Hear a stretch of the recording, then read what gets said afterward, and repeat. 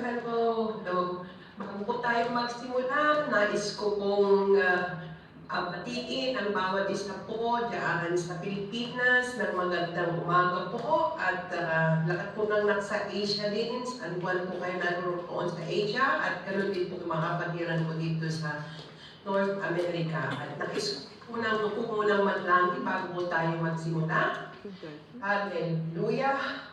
Tunay nga po, Panginoong Jesus, na wala pong karapat-dapat na amin pong pupurihin at itataas kundi ikaw lamang po, O God, dahil ikaw lamang ang Diyos na buhay at totoo, wala nang iba, O Lord. Kaya kami po ay nagpapasalamat sa oras na ito dahil kami po ay nakakadulog po sa iyong presensya dahil hindi po lahat ay meron po kong ganitong pribilegyo na lumapit sa iyong Panginoon.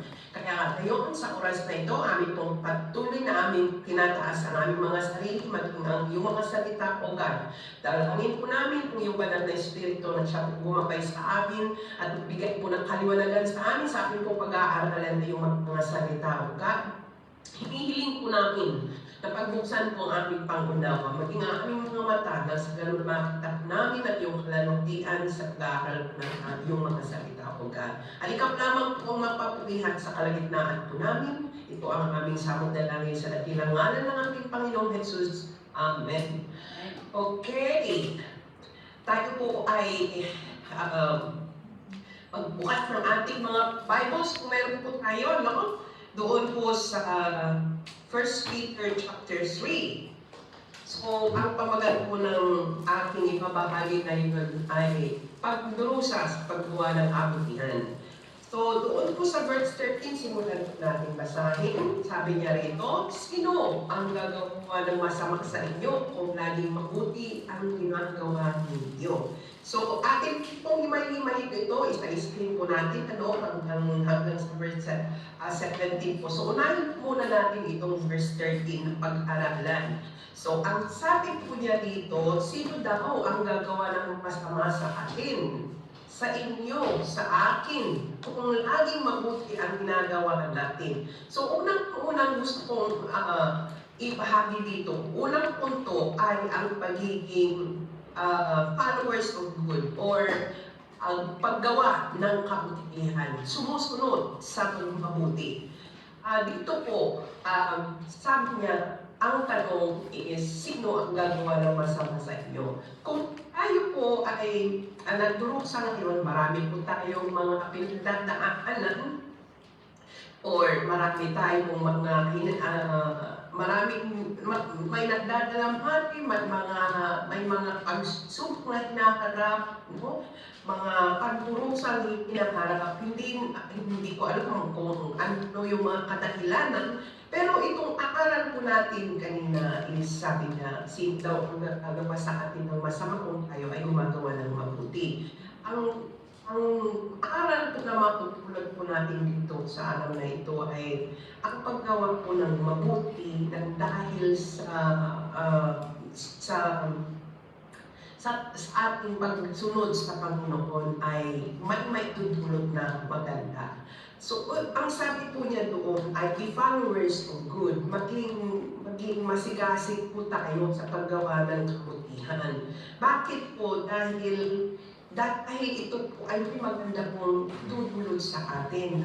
Kahit na ang tingin po ng iba sa atin, kagaya ngayon, napakasaya dahil napakarami po natin ngayon na nakikinig ng salita ng Diyos. Ito po ay isa sa mga kabutihan po natin ginagawa, yung pakikinig po ng salita ng Diyos.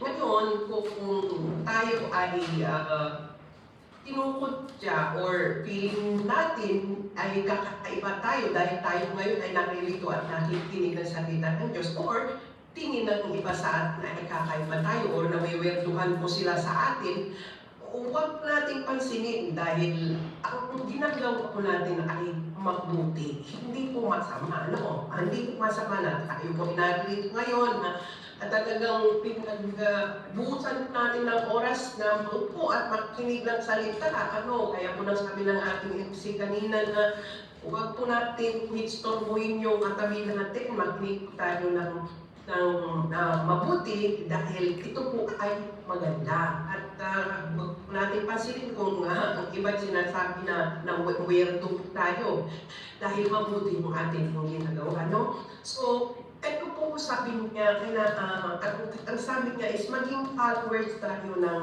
mabuti. Maging masigasig tayo.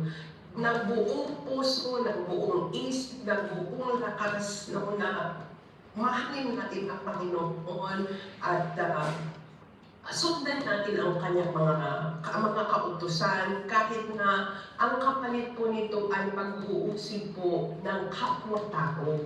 No? Alam ko po na kapag tayo po ay sumusunod na sa kabutihan or sa kalooban ng Panginoon, makakaranas po tayo ng pag-uusig, makakaranas din po tayo ng pangungutya, makakaranas din po tayo ng pagmumura at marami po mga iba't ibang karanasan ang mararanasan natin. Mumurahin tayo dyan at kung ano ang gagawin nila sa atin. Pero yung mga iyon po ay ano lang po yung mga resulta po yun ng ating pagsunod sa ating Panginoon, sa pagsunod natin sa kanyang kalooban. Kaya kahit na po ganun yung mga nangyayari sa atin o mga nararanasan po natin, huwag po tayong manghina, huwag po tayong walan ng pag-asa, at huwag po tayong malungkot, at huwag po tayong huminto na gumawa ng kabutihan o makinig sumunod sa kalooban ng Panginoon dahil ang pagsunod sa kalooban ng Panginoon ay mas magandang option po yan. Hindi lang mas maganda, kundi the best option po yan. Kaysa po yung gumawa tayo ng hindi kalais-nais na ang consequence noon, ang kahihilan noon ay paghihirap, no? Paghihirap na hindi naman maganda ang dinudulot sa atin. Kaya tandaan po natin na ang mga ginagawa natin na ganito ay kalooban po ng Panginoon yan at maganda at nakakadulot po ng mabuti sa atin. Bakit po? Bakit kaya? Sabi po kasi nga sa verse 14, kung ituloy po natin doon sa verse 14, sabi niya doon, pero kung usigin kayo dahil sa kabutihang ginagawa ninyo, mapalad kayo. See? Mapalad kayo. Sabi niya, huwag kayong matakot o mag-alala sa anumang gawin nila sa inyo. So, ito po yung pangako ng Panginoon sa atin, sa lahat ng mga sumusunod sa Kanya. So, ano po ang ibig sabihin ng pagsunod sa kabutihan? Ito po ay, kumbaga, itinalaga na sa ating isip o ito na yung ating layunin na sumunod tayo sa Panginoon na kahit tayo ay inuusig dahil, kumbaga, tinatagayuan natin kung ano yung pinanampalatayaan natin.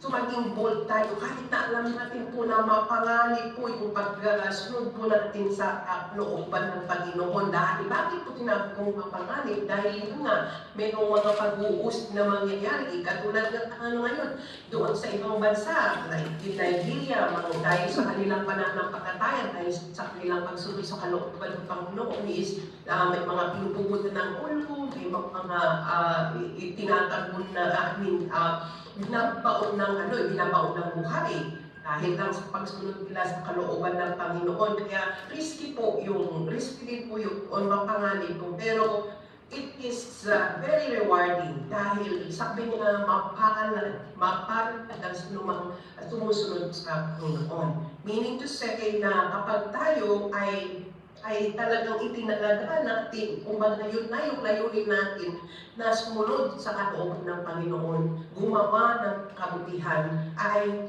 saliksikin natin ang salita ng Panginoon. Paano natin malalaman ang mga mabubuti, mga dapat natin gawin bilang isang follower ng Panginoon. Saliksikin natin ang salita ng Diyos. No, kailangan po natin na basahin yung kanyang salita upang malaman pa natin ng mas malalim ano yung mga nais niyang gawin po natin para sa kanyang kalooban.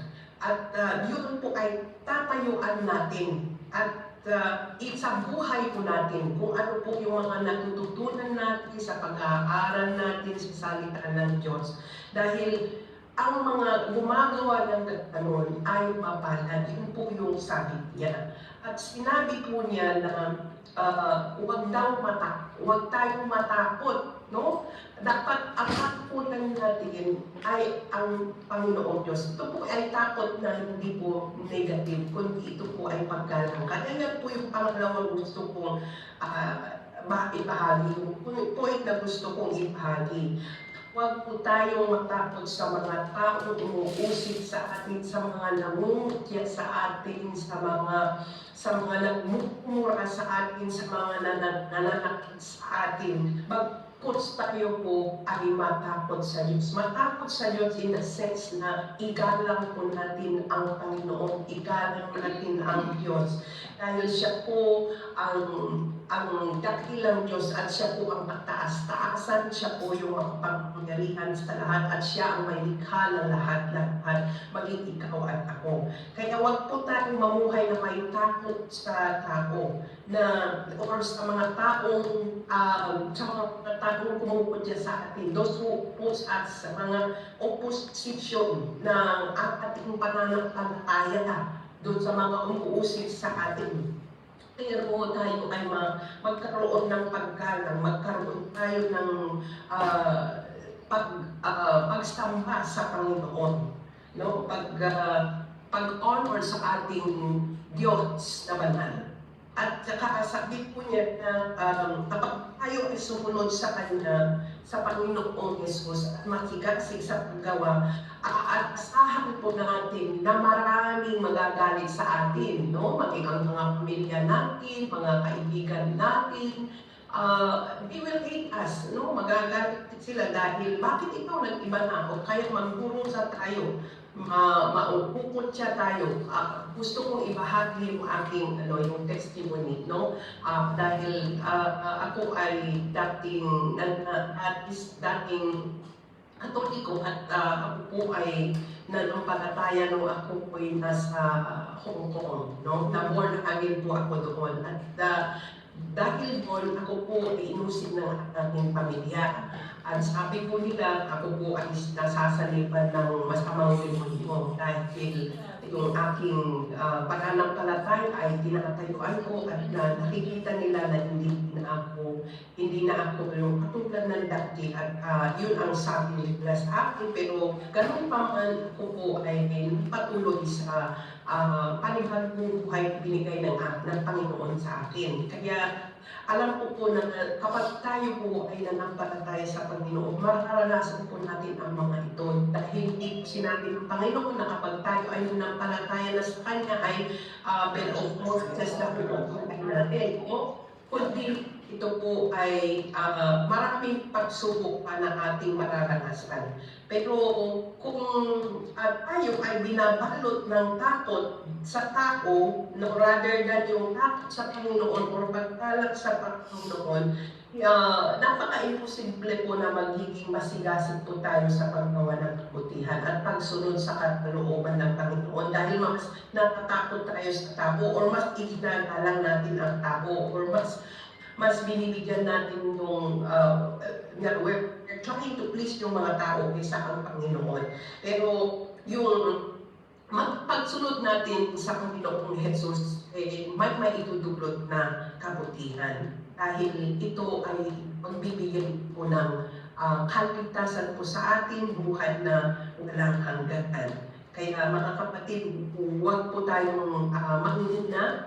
Huwag po tayong matakot sa mga kumukutya sa atin. Pagkos tayo po ay magpatuloy kahit na yan po yung mga marami pong paglurusan na ating naranasan. Magpakasigasig po tayo na sumunod sa kalooban ng Panginoon sa paggawa ng kabutihan, no? Dahil sa ating paggalang sa Diyos, hindi po dahil sa ating matakot sa tao, no? Kaya huwag po tayo yung hiya kung tayo ay tinatanong ng ibang tao kung nanampalataya ka ba, Kristiyano ka ba, huwag po tayo mahiya na sabihin sa tao na tayo ay nananampalataya sa Panginoong Jesus. At huwag po tayo matakot na ibahagi yung ating pananampalataya sa mga kapatiran dyan po sa Pilipinas na nananampalataya tayo sa Panginoon, na magpakatatag po tayo. At magiging handa po tayo. Dahil sabi po niya doon sa verse 15, sabi niya sa verse 15 in 1 Peter 3:15, sabi niya, alalahanan ninyo na si Kristo ang dapat ninyong parangalan at sundin. Dapat lagi kayong handang magpaliwanag sa sinumang magtatanong sa inyo tungkol sa pag-asa ninyo. Itong pag-asa natin ang Panginoong Jesus. Kaya alalahanin po natin na ang ating dapat parangalan ay ang Panginoon at ang dapat nating sundin ay ang Panginoong Jesus. At maging handa po tayo. So yan po yung pangatlo na gusto kong ibahaging point dito. No? Maging handa na magpaliwanag. Defend yung hope po natin, yung pag-asa na sa atin po. At igalang natin ang Panginoon. So ano yung ibig sabihin ng maging handa to defend, na ibahagi kung ano yung pag-asang nasa sa atin. Huwag po tayong mahiya, at huwag din po tayong matakot. Dahil yung mga tao na nakakita sa atin, sa kapaligiran po natin, at nakikita na nila na ginagawa natin yung kalooban ng Panginoon, gaya nung unang punto na sinabi ko kanina, na sumunod tayo sa paggawa ng kabutihan o naging masigasig tayo sa paggawa ng kabutihan, igalang natin ang Panginoon. Kapag nakita ng mga tao na kapaligid po sa atin na yun ang ginagawa natin, kakukutyahin po nila sa tayo at mga aking sabihin sa atin, anong ginagawa mo? Ano yung mga sinusundan mo na yan? Isa ka ng hangan dahil sumusunod ka sa mga ganyang religion. Kasi ang isip po nila is, kumbaga, isang religion lamang. Pero ito po ay, ang pagsunod po sa kalooban ng Panginoon ay pagpalang sa kahinaan. Ibig sabihin noon ay atin pong sinusunod kung ano yung tama. Dahil yun po yung tama. At yun po ang makakapagligtas po sa atin, ang magkaroon ng relasyon sa Panginoon. Kaya mga kapatid, maging handa po tayo sa mga panahon na gano'n, kung saan ang mga tao ay kutyahin tayo, at sa pagkutya po nila, yun po yung gagamitin po natin na oportunidad para maibahagi kung ano yung natanggap po natin na biyaya o kaligtasan sa Panginoon, na siya gumago sa atin. Kaya magpatuloy po tayo na makinig sa Kanya, sa mga salita niya, at kahit nasabihin na tayo na ng ibang tao na wento tayo, dahil sumusunod tayo, huwag po tayong huminto, magpatuloy po tayo, dahil yung pagkikinig po natin sa salita ng Diyos, unti-unti po tayo nababago, at unti-unti rin po tumatatag o lumalago yung ating pananampalataya sa Panginoon. At kung meron pa po sa atin na hindi pa tumanggap sa Panginoong Jesus, at hindi po nananampalataya o hindi pa po sinuko ang buhay niya, huwag po natin tagalin yan, dahil hindi po natin alam kung kailan na natin ang Panginoong Jesus. At lastly po, ang sabi po niya doon sa verse 16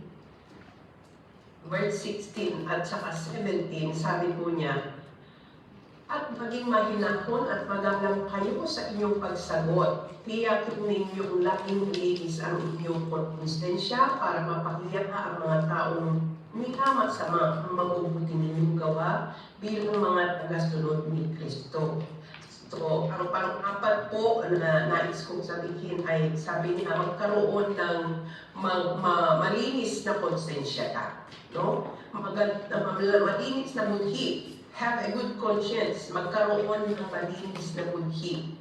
para sa ganon yung mga taong nangungutya o minamasa tayo ay makikita nila na ang pagbabago sa atin. So, mamuhay tayo in such a way na yung mga hindi nananampalataya sa ating kapaligiran o sa ating pamilya na nakakakita ng ating pagbabago ay mahihiya sila dahil nakikita nila sa atin yung unti-unting pagbabago sa ating pag-uugali, sa ating pananalita, at sa ating pag-iisip, sa buong katauhan po natin. Kapag nakita po nila yan, no, mahihiya, kaya sabi niya doon sa binagsak po natin, mapapahiya po sila kapag nakita po nila yung pagbabago sa atin.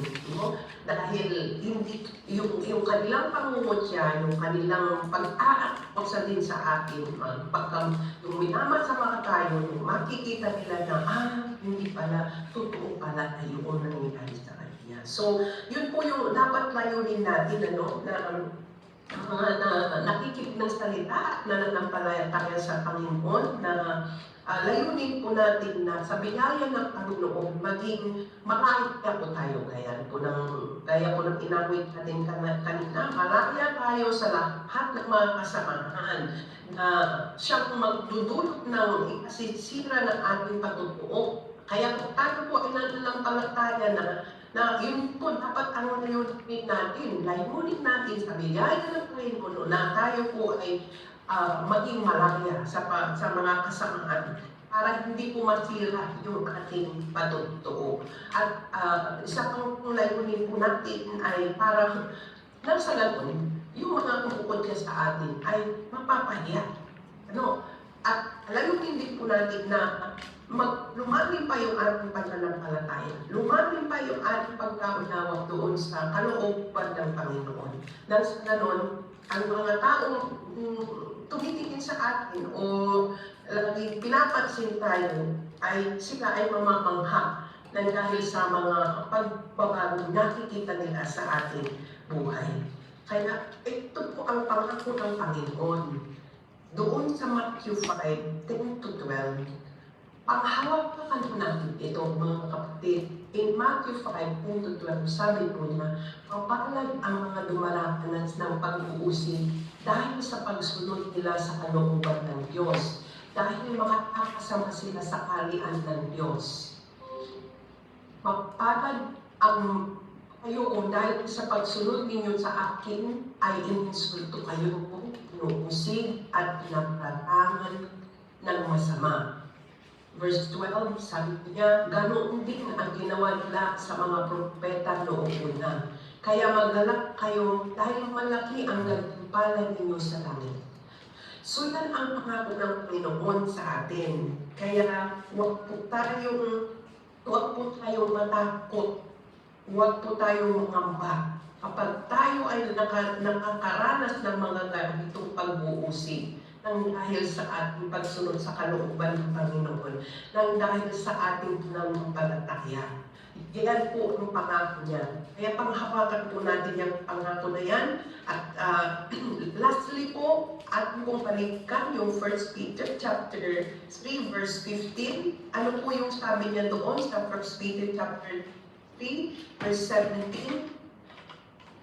For it is better, sa Tagalog, sabi niya, alalahan, mas mabuti pang magtiis kayo ng hirap dahil sa paggawa ng mabuti, kung ito talaga ang kalooban ng Diyos, kaysa sa magtiis kayo ng hirap dahil sa paggawa ng masama. So, nung ibig sabihin noon, mas maganda na tayo ay naglurusan nang dahil sa paggawa natin ng mabuti, kaysa naman maglurusa tayo dahil sa kasamaan. So, yun po yung consequence ng ating ginawa doon sa paglurusa natin dahil sa paggawa natin ng kasamaan. Pero mas maganda, mas mabuti na tayo ay magtiis na kahit tayo naglurusa dahil sa paggawa ng kalooban. Dahil ang pangako ng Panginoon, yun nga yung nasa natin kanina, mapalad. Mapalad ang sinuman na nagdurusa na dahil sa paggawa ng kalooban ng Panginoon. Yan po yung pangako ng Panginoon. Bakit po? Dahil sa bandang huli po, tayo po ay ililigtas ng ating Panginoong Jesus. Kaya yan po yung aking maibabahagi ngayon at nawa ay meron po tayong napulot na aral sa ating pong binasa, sa ating pong pinag-aralan ngayon. Mga kapatid, dyan sa Pilipinas, tayo po ay magpatuloy. And the Lord bless you. The Lord God will continue to uphold you. Yan po at aking pong ibabalik sa ating pong NC. Maraming po salamat. God bless.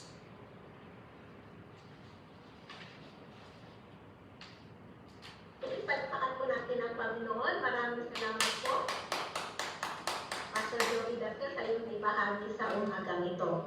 So tayo na po ay dadako sa pagtatanghal at magbigay po ng kanilang testimony. Ilimit po natin ng at least 2 minutes kasi meron po tayong I think 11 to 12 na jail sa umagang ito. So ako na po kung tatawagin ay ang Balingatan District Jail po. If you can unmute. Kung meron po kayong presentation.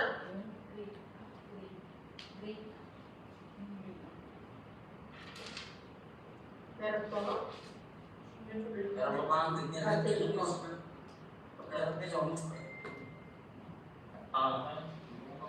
Good morning mga kapatid. Pwede ba ako makakaintindi ba tayo ng Bisaya ma'am kasi nasa Mindanao kami. Okay lang po. Sige po. Okay lang po. So, Manos, may tugos, ayaw puntat kami yung tanan ng school. Karoon na sa jeep, no? So, ako ka, parang nga magpagturunan, no? So, nagya po niya siya, ako, nagtuloy kong buhan eh. Kaya, maskin sa ako, kakalingon, nga, ingon pa ka, ako din eh. So, tungkol sa mga pagsulay, ako sa kinakulit tao. Kaya,